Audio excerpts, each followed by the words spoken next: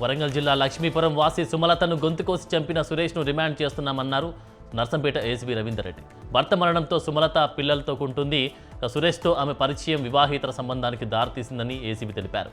మరో వ్యక్తికి దగ్గరగా ఉన్నట్టు సుమలత గొంతును సురేష్ కోసాడని వివరించారు.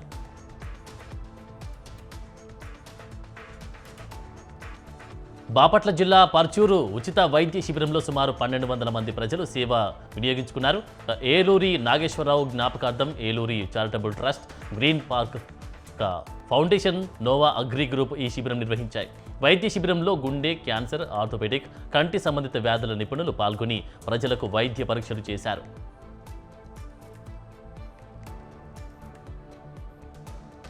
నందికొట్కూరు నియోజకవర్గం పగిడ్యాలలోని కేసీ కెనాల్ వద్ద విషాదం చోటు చేసుకుంది. మహాత్మాగాంధీ ఉపాధి హామీ పనికి వెళ్లిన 34 ఏళ్ల పెరుమాళ్ల ప్రదీప్ కుమార్ గుండెపోటుతో స్పాట్లోనే కుప్పకూలిపోయాడు. బంధువులు ప్రభుత్వ ఆసుపత్రికి తరలించగా మార్గ మధ్యలోనే ప్రదీప్ మరణించినట్టు వైద్యులు నిర్ధారించారు.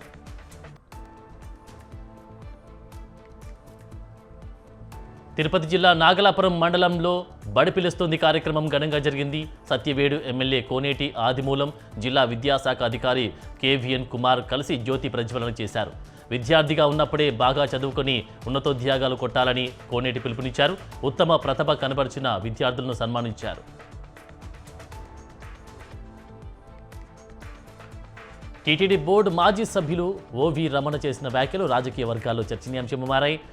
బలిజ జాతి ప్రతినిధిగా పవన్ కళ్యాణ్ ప్రత్యామ్నాయ శక్తిగా ఎదగాలని కోరుకుంటున్నామన్నారు.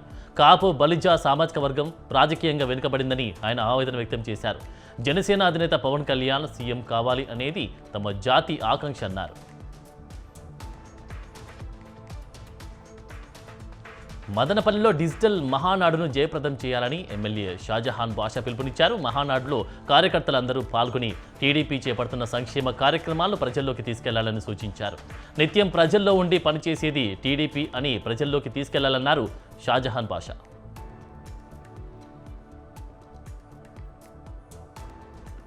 శ్రీ సత్యసాయి జిల్లా పుట్టపర్తి ప్రశాంతి నిలయానికి ఒడిశా భక్తులు పోటెత్తారు. సత్యసాయి బాబా శతనామావళిని సామూహికంగా పఠించారు.